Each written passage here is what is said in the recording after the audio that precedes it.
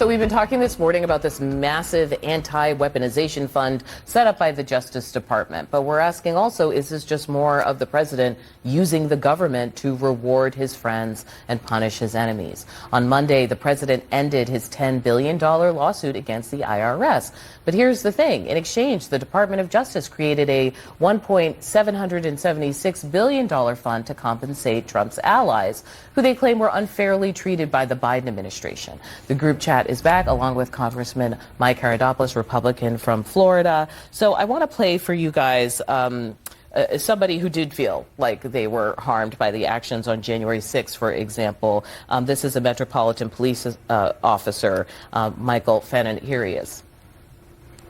It's rubbing salt in the wound to all of the officers that fought to defend the Capitol, that fought to protect the lives of members of Congress, many members of Congress who are celebrating this payout as if it is somehow, some type of a legitimate patriotic act to make these individuals whole. And so it's, man, what a wild world we're living in. Congressman? Well, I don't know as much about this guy, Mr. Falcone. I know there's some kind of thing where they showed a video of him being inspected after the attack, and then something dramatically different in his testimony. But that said, what happened on January... Is he wrong about people protecting congressmen on that day? Well, I think, first of all, I give them credit for protecting the Capitol, no doubt about it. And I think the people who made the mistake of entering the Capitol are paying a high price for it. And it was the wrong thing to do. I mean, we settle elections in America at the ballot box, not by violence, and it was the wrong thing. Political violence is wrong, whether when they shot at Steve Scalise, let alone gone after the president 3 different times, killed Charlie Kirk, etc. But this January 6th thing, I want to see justice being served, and this particular fund that's being created, they got to make their case. If there is abuse, I guess they'll be compensated. If they can't justify it, they're not going to be compensated. So it's a 5-member commission. Members can be hired by Todd Blanche, fired by Trump at any time. Again, this is all through the executive branch. There aren't a lot of constraints on who can apply. So it's not as though you have to be harmed by the IRS to get this money that's from a settlement with the IRS. Trump is going to get a formal apology out of it, and the deadline is December 15th, 2028. I was bringing up earlier that something like the 9/11 fund went through Congress, established there. Why create a fund that doesn't have transparency, that isn't approved by Congress? Well, I think this and a lot of other measures are something we need to take a look at. This is a lot of money. And before we spend that money, I think that Congress is going to take a look at it. After all, we do control the purse.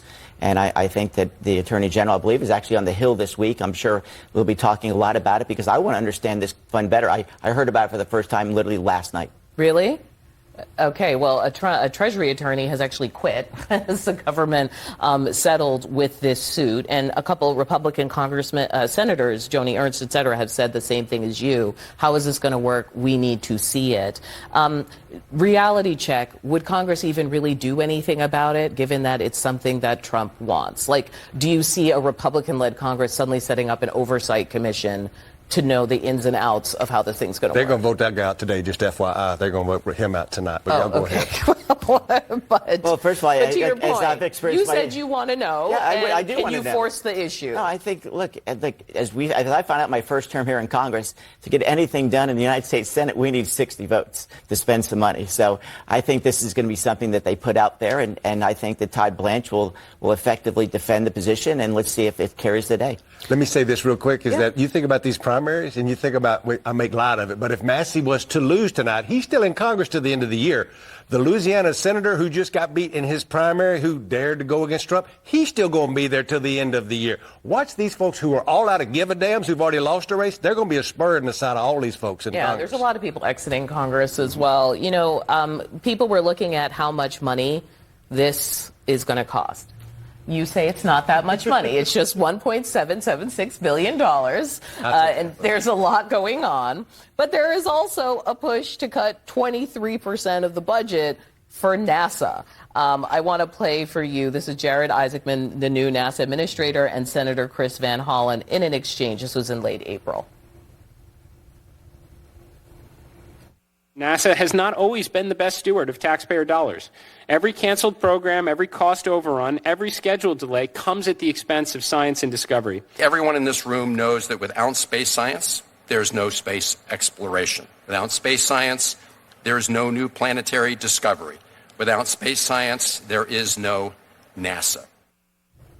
Okay, my Space Coast congressman. You looking forward to these cuts? Well, first of all, they're not going to happen. That's the good news. If you look last why year, aren't they going to happen? Well, now let's look at the facts as opposed to hyperbole here. Yeah. Last year, there were proposals to be cut as much as 40% out of NASA. Yeah, I want to show the 2027 budget. I'm just going to put it on screen so people know what you're talking about. These are the, as you said, proposed cuts going from 24 billion to 18 billion. You're saying I should get rid of this graphic? Well, what you should do is look at last year's proposal and what happened at the end of Congress. There was a proposal to cut NASA by a significant amount. We did not cut NASA. We fully funded it over 24 billion, and we added almost $10 billion in the big, beautiful bill in July. We have record funding going on right now at NASA. I work very closely with that House and Senate to fully fund NASA. I think you're going to see a fully funded NASA because we are going to win the space race. So why does the White House keep asking for less money? Well, welcome to politics. The president's put together a budget, and what comes to Congress is something radically different. We all know that. And that's exactly what happened here. Not only does Florida, but the entire Congress, Republican and Democrats, like to support NASA. When I pushed with Dr. Babin, the chairman of the overall committee, I chaired the subcommittee on space. We have bipartisan support for NASA, and you're going to see that, in my opinion, a fully funded NASA once again, because we're going to win the space race. And we also have these amazing new commercial jobs coming online, which is the reason why my district is doing so well financially in North Hardin County. Some of these cuts are specifically aimed at climate science and some of the climate science activity of NASA. Are you okay with that if these other things you're into, the space race, are protected? Well, it's the overall budget of NASA, and all of us look at the overall budget of NASA, and I'm confident that NASA's budget is going to be fully funded, just like we did last year, despite the president's push. And as you know, the president created the Space Force. He strongly supports it, and this is where, again, Congress will have their say, and I'm pretty confident we'll be fully funding NASA because we need to beat the Chinese to the moon, because we want the ultimate high ground, and, of course, the importance that satellites and military technology hold. And the key to that, of course, is NASA. And by the way, Jared Isaac's doing an amazing job. Look at how successful Artemis was. We'll get to talk about that in a minute. We are now at the time, gentlemen, of our group chats. We've talked a lot about Republicans today. So, Chuck, what is in your group chat? My group chat, as y'all know, I'm the head of all Mexicans in the United States, and I'm in a group chat with all of them. That may not be true, but a lot of the politicos text me all the time. And we're making fun of you, Audie. And we're making fun of your show because 3 days ago... Is this about the tacos? About the tacos from a bunch of folks from New York City. I'm Texas, I'm Mexican, and we have breakfast tacos all the time, and I love the potato, egg, and cheese. I was like, who's another group of people who complain about their breakfast delicacy? This to New Yorkers and the Texas tacos is what I got for you. Well, okay, all of this. Where do you come down on Taco Gate? Was the potato cheese thing a problem? No, or it's was good for one us. Chorizo away we are from making not fun having of y'all. a problem? People in Texas are like, this is the shit we eat every day. We love this talk. Who's happy about that? Tell Rico, because now you guys are complaining about us instead and we're making of him. $5 every day. What is in your group chat, Father of Eight? I just got to say, I'm a huge fan of chorizo con huevos. Now we got a con huevos. Sure. But look, I'm turning 40 this year, along with several of my other friends, and we're all planning out our midlife crises. One of my friends is going to get the new Cybertruck. I already have one. But it hit me that I'm actually doing the same thing in my midlife crisis as I was in my senior year of high school, which is changing diapers and burping babies. So. Oh, okay. Well, then, last one to you, Congressman. You're not getting away. Look, in my group chat, of course, we're all interested in the verdict tonight. It's going to be a very interesting night. You're calling it the verdict. Do you mean the Kentucky primary? It might Conviction. Okay. We're interested to see tonight. I think the point is well taken. A lot of these members who have lost are going to be voting for the remainder of the year. I think we know how they'll be continuing to vote. And that's it. One of my group chat this week is actually about the excitement of the 250. I mean, the